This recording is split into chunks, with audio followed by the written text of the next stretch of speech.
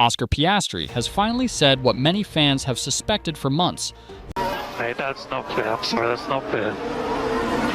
Oscar, we'll have the opportunity to review together afterwards. Focus on this race, mate. We can still have a good result here. Yeah, but if he has to avoid another car by crashing into his teammate, then that's a pretty job of avoiding. McLaren may no longer be playing fair after a bruising clash with Lando Norris in Singapore and a pit stop gap that raised eyebrows. Not quick! Not quick! We've talked so much about Lando Norris's slow pit stops. Piastri let loose on team radio, questioning the very foundation of McLaren's driver equality. The sarcasm was sharp, the frustration was real, and with similar incidents stacking up across the season, whispers of favoritism toward Norris are growing louder.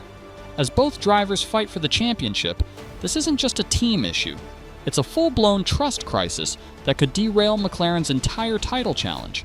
Oscar Piastri's frustration wasn't just audible after the Singapore Grand Prix, it was explosive. The young Australian, usually measured and reserved on the radio, sounded visibly betrayed after being forced off track by teammate Lando Norris on the opening lap. But what made this moment different wasn't the clash itself, it was the reaction that followed, or rather, the lack of one.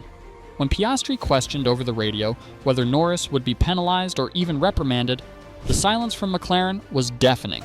No apology, no explanation, just business as usual. For a team that has long touted its commitment to equal treatment, this struck a nerve, not just with Piastri, but with fans and commentators alike.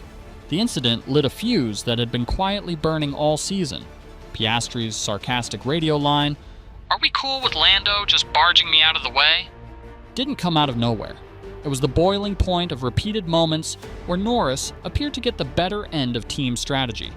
Whether it was priority pit stops, more favorable tire calls, or the timing of team orders, a pattern had started to emerge, and Piastri was clearly taking notes.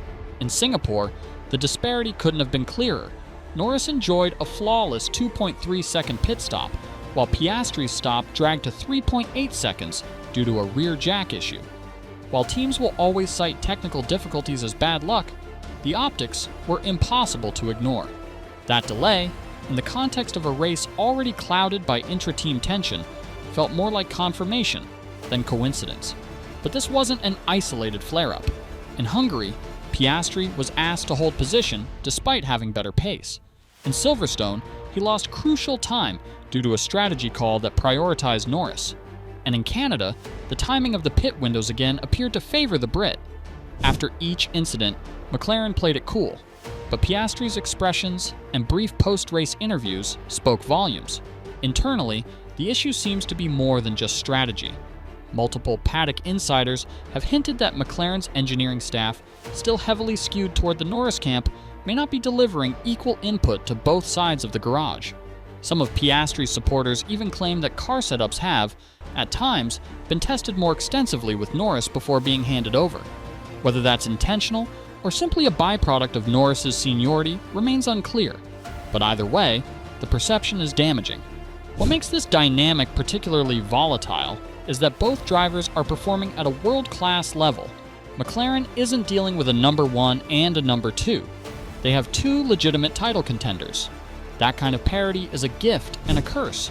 It pushes both drivers to the limit, but it also turns every internal decision into a potential controversy. Publicly, McLaren team principal Andrea Stella has been quick to downplay any favoritism, stating after Singapore, "We let our drivers race, and we trust them to respect each other on track." But behind closed doors, sources suggest the team is scrambling to maintain control. The fear isn't just that the tension will boil over, it's that it already has. Social media has only amplified the issue. Clips of the Singapore radio exchange went viral within hours.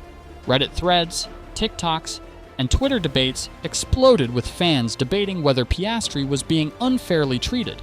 Hashtags like #JusticeForPiastri and #TeamOrders trended in multiple countries. The narrative was no longer just about one race. It was about trust, integrity, and internal politics. What's more, rivals have taken notice. Toto Wolff commented cryptically in the post-race press conference that team harmony is fragile and often underestimated, a remark many interpreted as a subtle dig at McLaren. Ferrari, still managing its own internal power balance, has reportedly told its strategists to study how McLaren's intra-team dynamics are unfolding. Even former drivers have weighed in. Jenson Button remarked on Sky F1, "You can't underestimate how quickly things unravel when a driver feels like the team isn't behind him. That trust, once broken, is hard to rebuild." David Coulthard echoed similar sentiments, pointing out how favoring one driver, even slightly, can lead to a toxic atmosphere. For Piastri, this isn't just about one moment in Singapore. It's about a pattern that suggests a deeper issue. And for McLaren, the timing couldn't be worse. With both drivers in contention and the championship tightening, the last thing the team needs is division. Some insiders believe that McLaren is now actively reviewing its internal processes. There are whispers of a mid-season review into how race day decisions are made, and whether unconscious bias is seeping into split-second calls. Meanwhile, Zach Brown is said to be in regular meetings with both drivers to reaffirm the team's commitment to fairness, but the damage may already be done. In a sport defined by trust and precision, even a hint of imbalance can shake a team to its core. Piastri, for his part, has maintained professionalism in public, but his radio messages tell another story, one of a driver who feels increasingly sidelined. As the season progresses, all eyes will be on how McLaren handles the next flashpoint. Will they back Piastri in a future on-track incident? Will team orders swing the other way if Norris is at a disadvantage? And most importantly, can they restore the balance before it costs them both drivers and the championship? Because if there's one thing F1 history teaches us, is that once a teammate rivalry turns toxic, it rarely ends well. And right now, McLaren is skidding dangerously close to that edge. One added wrinkle to this growing tension is the effect it could have on the broader driver market. Piastri is not short on admirers across the paddock. If his relationship with McLaren continues to deteriorate, there will be no shortage of suitors. Alpine, who lost him once, might come calling again. Mercedes, in search of long-term talent, could see an opportunity. Even Red Bull, always watching the driver market with a keen eye, could quietly assess whether Piastri's rising stock might serve as a counter to their own internal challenges. Another concern is how this rift could affect the development feedback loop. Top-tier teams rely on unity between drivers and engineers to fine-tune upgrades and identify performance windows. If Piastri begins withholding feedback or feels less incentivized to aid team development, McLaren's progress could stall. That's not just bad for the constructors' standings, it's catastrophic for a team trying to claw back to championship contention. This dynamic also raises an important philosophical question for team management. Should seniority automatically grant subtle advantages, or should performance be the only currency that matters? In a modern F1 landscape where tenths of a second determine legacies, the answer may decide not just McLaren's future, but Piastri's too. So what do you think? Is McLaren unintentionally sabotaging their own title chances by favoring one driver? Or is Piastri reading too much into a few unlucky moments?